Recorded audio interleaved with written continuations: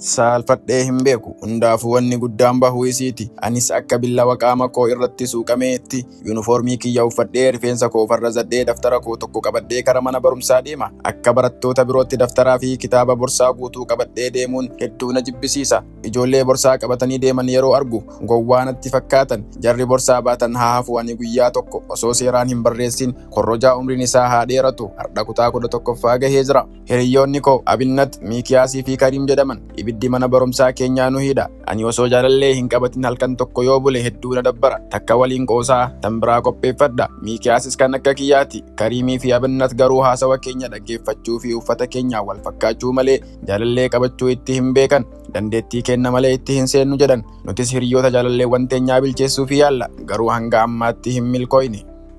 Yeroo hundaa ana jiraachisuuf ifaajji manni keenya gurguramee mallaqa guddaa baasus haati koo yaadannoo Kamaalii kiyyaa hin gurguru jettee didde. Kamaal jechuun maqaa abbaa kiyyaati. Ilmi ishiin qabdu ana qofa waan ta'eef hanga dandeessuun eenyu gadiyyuu akka duraa hin taane hedduu ifaajji. Bilbilaanii qabadhuu fi uffanni kiyya akkasumas mallaqni kiisha kiyya keessatti argamu mucaa haadha ciree gurgurtuu hin fakkaatu. Anaaf waan qabdu kennuu isiirraa of duuba deebitee hin beeytu. Haati kiyya yeroo hundaa araada waan jedhamu eegaltee ija koo hin agartu jettee waan na sodaachistuuf araada fagoomatti hin deessa. Hiriyoonni kootis waan na hordofaniif araada keessa hin jiran. Addunyaa kanarratti haati koo waan hundaa kootiidha. Hedduun jaaladha. Haati koo gaddituudha. Hin ta'u jechuun natti ulfaata. Aaraallee ta'u waan isiin naan jette san nan godha. Ganama siree irraa kahee diddiqadhee rifeensa koo farra zadhee booda daftara koo haati tiyya naaf qabdi. Anis akka buddeenni jalaa hin banneef harka kootitti baadhee gara mana nyaataa geessa. Achumaan Miikiyaasii waamee kara mana barumsaa deemna. Abinnatii fi Kariim naannoo keenya waan hin taaneef manuma barumsaatti wal agarra. Barattoota kutaa keenyaa keessaa umriidhaan irra jirra. Hanga hiriirri xumuramutti cornaaqqee yookaan qoqorii shaayiidhaan nyaataa ala turree yeroo hiriirri xumuramu gara moonaa mana barumsaa seenna. Miikiyaas jaalallee isaa waliin haasawee yeroo fixu waliin dabarsina. Feeban tiyya yeroo mana barumsaatii baanu mana barumsaa dhuunfaa naannoo mana barumsaa keenya cinaatti argamu waan barattuuf yeroo isiin baatu hanga sa'a 11 waliin turee geggeessee biraa deebi'a. Nuti mana barumsaa mootummaatti baranna. Feeban hedduu bareedduu miti garuu waan nama hawwatu qabdi. Das jetti. Isii waliin jaalala eegalee baatii tokko dabree jirra. Hiriyoonni koo yeroo ani Feeban harka koo keessa seensifadhu hedduu naan boonan akka waan nama leenca booji'eetti. Isii waan xiqqoo ilmoo tujjaaraa taateef hiriyoota koo hundaa walitti qabdee affeerti. Dhugaa dubbachuudhaaf garuu baatii 3 ol shamarran waliin turuun naan tahu.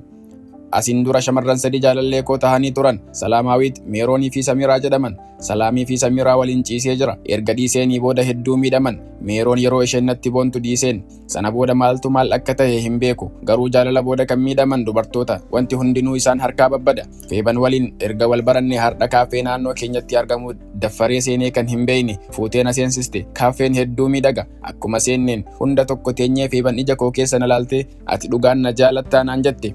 Yeroo masan seeqadhee si jaalachuu dhabuun akkamitti danda'ama jedheen. Arrabni koo barxaa fi akaaya.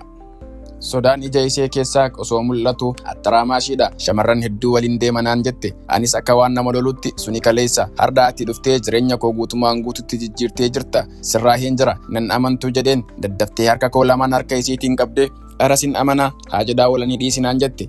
Jaalalli Feeban waan hundaa keessaa mul'ata. Haasawsiisee kan amansiiseen garuu ana. Haasawsiisee kan amansiiseen ana. Garuu isheen hedduu jaalalaan qabamtee jirti. Feeban yeroo sirbitu sagaleen ishee hedduu bareeddi. Yeroo hundaa bilbiltee naaf sirbiti. Fedhii onnee ishee keessatti argamu sirbaan naaf ibsiti. Har'as naaf sirbitee garuu sagalee ishee keessatti boo'ichatu dhaga'ama. Akkanan dhabneef sodaatte akkuma kaaffee keessaa baaneen borsaa ishee qabee fi osoo haasoynu jidduudhaan naaf sirbaa kara mana ishee geessee ishii waliin yeroo fixadhu Miikiyaas bira bilbile. Innis mana keessatti taphataa na eegu ture. Wal arginee kara kaaffee harmee kootii deemne. Haati koo erga nyaata nuuf qopheessitee booda mana keenya cinaatti manni argamu sun gurguramee bar nama haarawatu itti galee naan jette. Anaa fi Miikiyaas meeshaa buusnee birrii mana barumsaatiin deemnu dhabnee aaraa oolla. Ollaa ciniinuun garuu hin ta'u. Haati koo maamila biraattiif osoo nyaata qopheessituu ammoo jarri nama nagaati qulfii kennuufi yeroon deemu arge. Hanga manni gurguramee jedhutti amaanaadhaan qulfiin ishee harka ture. Galgaluma san haati koo buna danfistee ollaa haarawa bira deemne. Ani jabanaa fi shumburaa geessee fi deebi'ee Feebanii waliin feesbuuka irratti haasawuu ture yaanni koo. Balbala manaa yeroo dhodhoynu intalti magaalli dheertuun hijaaba uffattee ilkaan ishee shiboodhaan kan hidhame bareedduun tokko balbala nurraa bante. Meeshaa geessee deebi'uu yaada jedhu yeroo san jijjiire. Mana mucattiin bareedduun kun jirtu keessa taa'uun namatti tola. Ani shamarran irratti rakkoon qaba. Kan arge hundi na hawwisiisa. Hundaafuu tuni naaf taati jedhee of amansiise. Mucattii naannoo kiyyaa eenyumaafuu dabarsee hin kennuufiin jedhe keessa kootitti. Haati koo dubartoota bira seente. Mucattiin gama saaloonii nageessite. Yeroo saaloonii seenutti nyaanni dhiyaatee ture. Nama guddaa tokko yeroon argu abbaa ishee natti fakkaatan. Amriyaa bakka harka itti dhiqatan geessii itti mul'isi, nutti dabalamee nyaatan waliin haa nyaatu jedheen. Ahaa, maqaan ishee Amriyaadha jedhe keessa kootitti. Maal qaba achumaan bilbila isheellee osoo itti dabalanii jedhe. Fuula gammachuutiin bakka harka itti dhiqatan fitte. Harka koo dhiqataa kutaa meeqa baratta jedhee gaafadhe. Difratiin koo isii ajaa'ibuu hin oolu.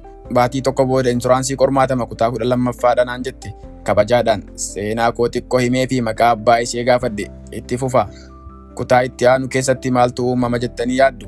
Namoonni seenaan kun isinitti tole laayikii cuqaasaa. Seenaa kana hanga dhumaatti dhageeffachuuf seenaan kana keessatti maaltu maal akka uumamu beekuu yoo barbaaddan chaayinaalii kana sabiskiraayib godhuu hin irraanfatinaa. Yaada orgaafii yoo qabaattan koomantii jalatti naaf barreessaa. Kutaa itti aanuun hanga walitti deebinutti turtii gaarii isiniif hawwa.